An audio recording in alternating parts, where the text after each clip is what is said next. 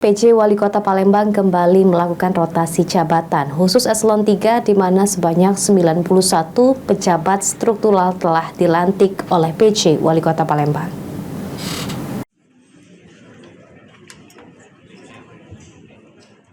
Sembilan puluh satu pejabat struktural eselon 3 di pemerintahan Kota Palembang dilantik oleh PJ Wali Kota Palembang Ratu Dewa di Gedung Parameswara Kantor Wali Kota Palembang.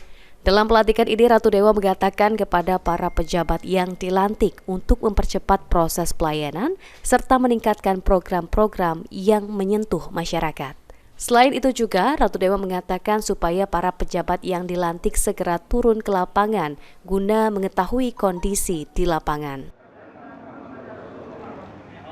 Demi Allah, apa yang telah saya ucapkan tadi, akan saya lakukan dengan sebaik-baiknya. Semoga Allah senantiasa memberkahi saya. Para pejabat administrator dan juga ada yang sebanyak berkali. Perempuan itu adalah dinas pemadam bencana dan penyelamatan, dan juga ada juga di dinas pertanian yang sifatnya perempuan. Tetapi yang lain adalah para pejabat administrator.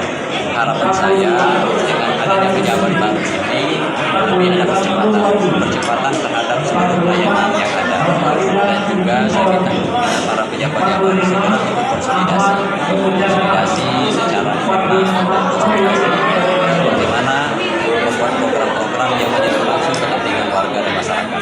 Saya kira itu harapan saya ya.